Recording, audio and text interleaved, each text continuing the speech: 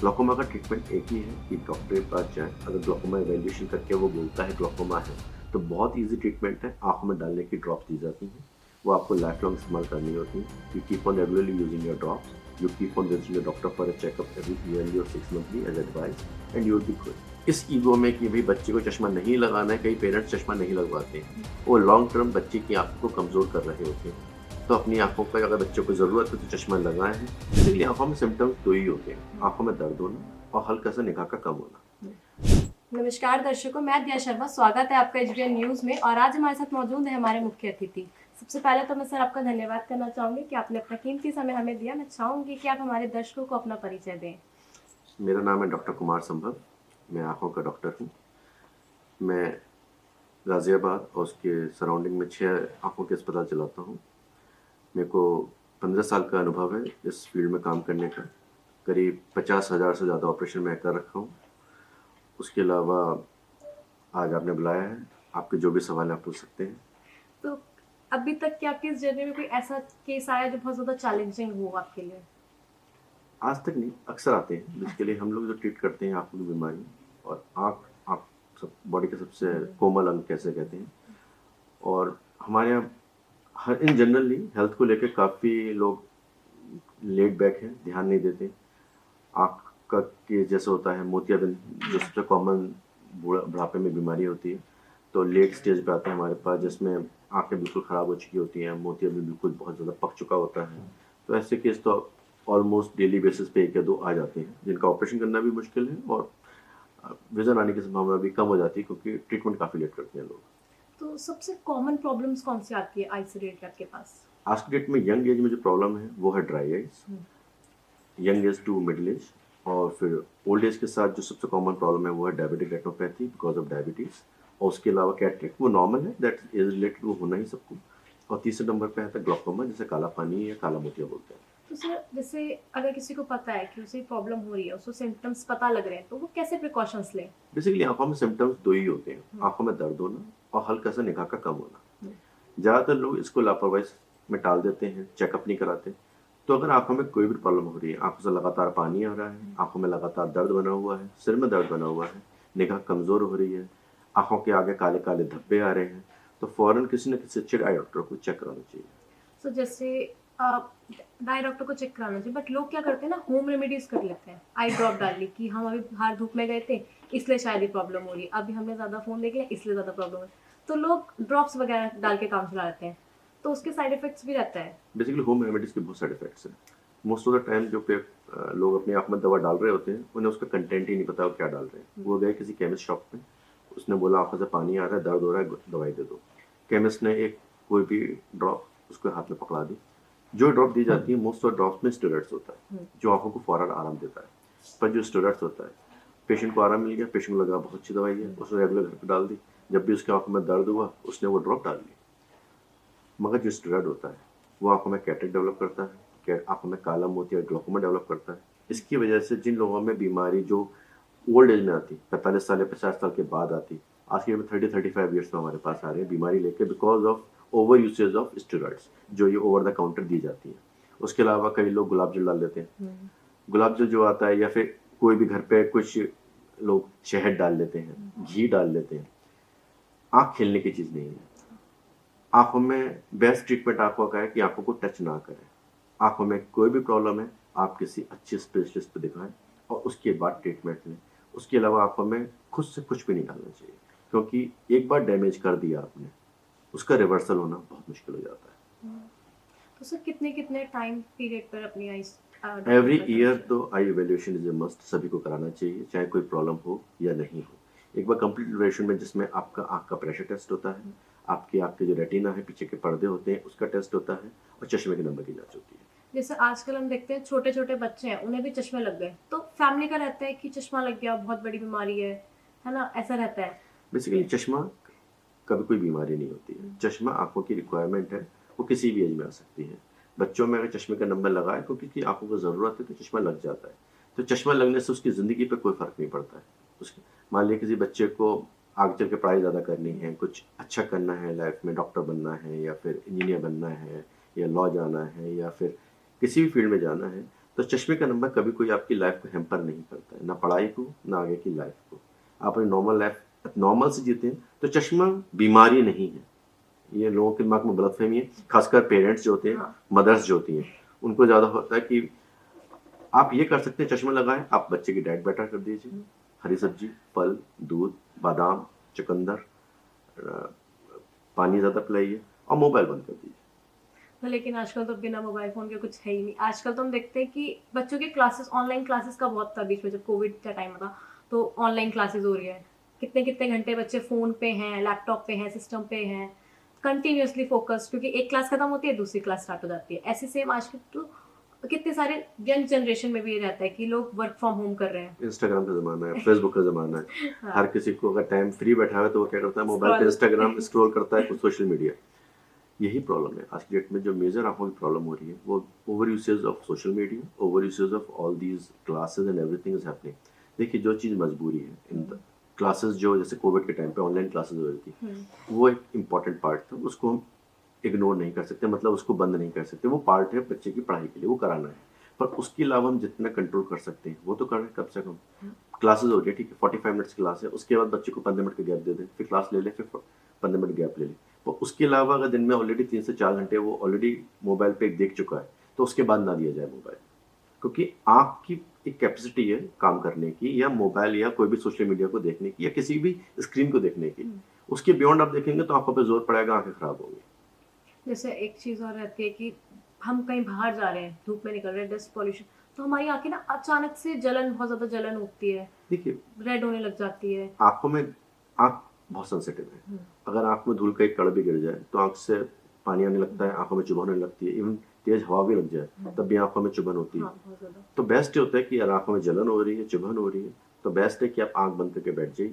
और तब भी आपको लगता है कि कोई प्रॉब्लम हो रही है तो बेटर है आप किसी स्पेशलिस्ट को दिखा लीजिए। बाकी जैसे कुछ लोग कहते हैं कि आँखों में पानी के छींटे मार लेते हैं। पानी के छींटे is not a very good option, because कई बार क्या होता है, जब पानी के छींटे आप मारते हैं तो आप इतनी तेज़ मारते हैं कि आँख को डैमेज भी कर सकते हैं। तो उसके लिए बेटर कर सकते हैं, आई वॉश ही करनी है आपको, तो आप एक नॉर्मल आई कप आता है, किसी भी मेडिकल शॉप पे मिल जाएगा। आई कप में आपने क्लीन वाटर लिया, जैसे आरओ का पानी ले लिया, और आँखें उसमें डिप करके आँखें 3-4 बार आपने ब्लिंक करा, तो जो भी है वो वॉश ऑफ हो जाता है। इंस्टेड ऑफ कि आप उसपे छपके मारे तेज़ आँखों से, you can buy A I cup and wash your eyes with that. जिससे एक चीज़ और आजकल काला मोती, ये बहुत ऐसी है कि मेन जिसके प्रॉब्लम सिम्पटम्स नहीं पता चलते। आज की डेट में जो आँखों में मेन प्रॉब्लम है, जैसे एक तो कैटरेक्ट है। Cataract is a age related process, सभी को बनना है, चाहे मैं हूँ, चाहे आप हो या कोई और हो। 45 से लेके 55 ईयर्स की एज में कैटरेक्ट बनना शुरू हो जाता है। ग्लूकोमा और डायबिटिक रेटिनोपैथी, ये 2 बीमारियाँ हैं जो आज की डेट में मैक्सिमम कॉज़ ऑफ ब्लाइंडनेस है। कैटरेक्ट रिवर्सिबल कॉज़ है। कैटरेक्ट हुआ, ट्रीट किया, सही हो गया। पर जो ग्लूकोमा है और डायबिटिक रेटिनोपैथी है, वो इरिवर्सिबल है, यानी जितना डैमेज कर चुका वो रिवर्स नहीं होता। उसका एक ही ट्रीटमेंट है। जैसे एग्जाम्पल के तौर पर ग्लूकोमा है, ग्लूकोमा के लिए नॉर्मली ग्लूकोमा जो होता है, या तो उसकी फैमिली हिस्ट्री होती है, यानी पेरेंट्स में किसी को रहा होगा, या दादी के पास रहा होगा, या फिर स्मोकिंग की हिस्ट्री है, या ब्लड प्रेशर है, तो उसमें ग्लूकोमा होने की संभावना ज़्यादा होती है।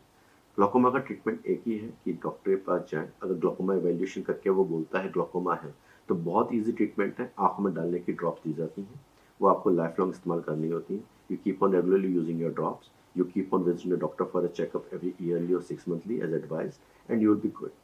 But if you don't take your eyes seriously, आप डॉक्टर के पास नहीं गए, आपने दवाई टाइम पे नहीं डाली, तो डेफिनेटली आप अपनी आंखों को डैमेज कर रहे हैं, और वो जो डैमेज है वो इरिवर्सिबल है। Same goes for diabetic retinopathy.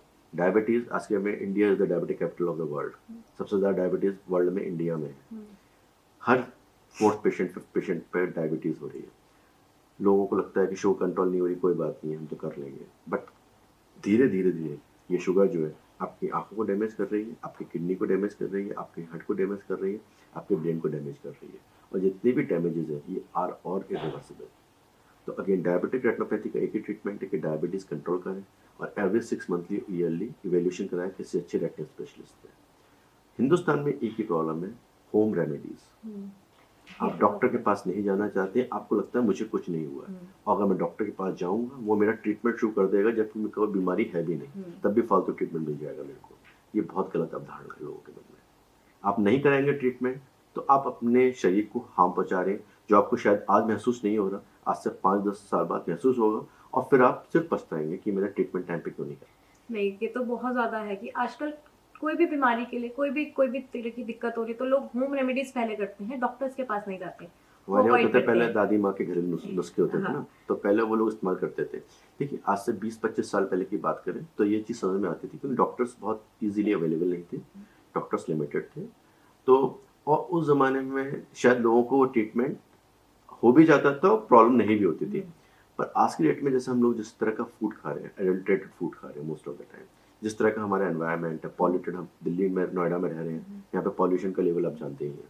उसके अलावा हम जिस तरह का पानी पी रहे हैं, हर चीज़ एडल्ट्रेटेड है, हर चीज़ गंदी है हमारे लिए। उसके अलावा हम जो ट्रीटमेंट, जो देसी ट्रीटमेंट लेते हैं, वो जाने उसमें कौन सा ट्रीटमेंट बेटर है क्या नहीं है, डॉक्टर्स इजीली अवेलेबल हैं आपके पास।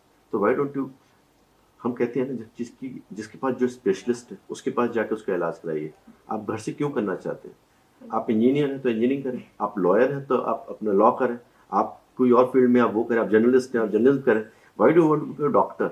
उसके लिए हम बैठे, कम टू अस। कहते हैं।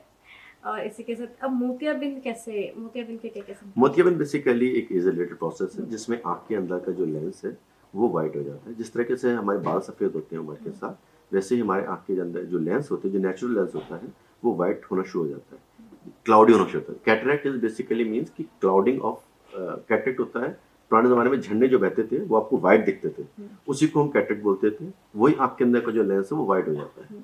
तो उसको हम क्या करते हैं कि it's a very easy surgery these days, laser से होती है, फेकोएमल्सिफिकेशन बोलते हैं। 3 से 4 मिनट लगते हैं, जिसमें we replace your cataract lens with a new intraocular lens, and from second day onwards you can start your normal routine practice.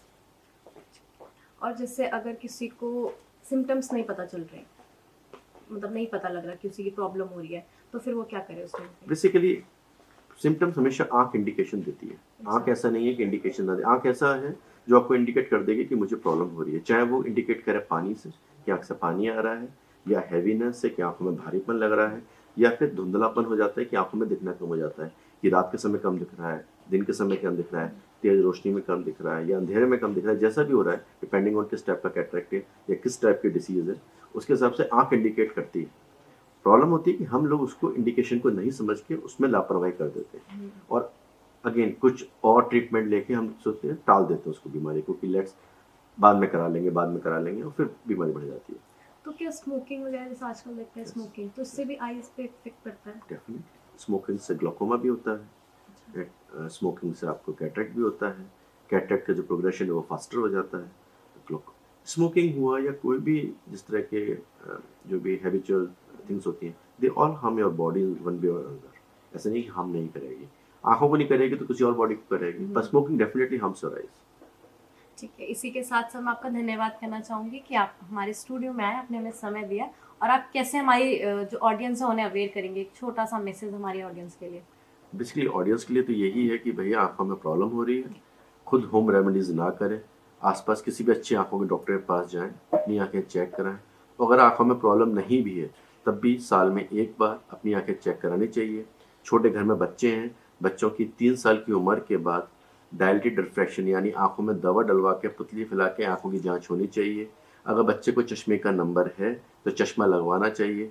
इस ईगो में कि भाई बच्चे को चश्मा नहीं लगाना है, कई पेरेंट्स चश्मा नहीं लगवाते हैं, वो लॉन्ग टर्म बच्चे की आंखों को कमज़ोर कर रहे होते हैं। तो अपनी आंखों पर अगर बच्चों को ज़रूरत है तो चश्मा लगाएं हैं, अगेन रेगुलरली चेक कराएं। 1 साल पे 40 ईयर्स के बाद 6 monthly eye checkup is very essential, जिसमें आपका ग्लोकोमा का एवेल्यूशन, आपके रेटिना का एवेल्यूशन इज़ वेरी इंपॉर्टेंट। तो आए, चेक कराएं। ट्रीटमेंट आसान है अगर आप समय पे लेंगे, और मुश्किल है अगर आप लेट करेंगे। Thank you so much sir. Videos देखने के लिए सब्सक्राइब करें HBN न्यूज़, बेल आइकन दबाकर लेटेस्ट नोटिफिकेशन पाएं।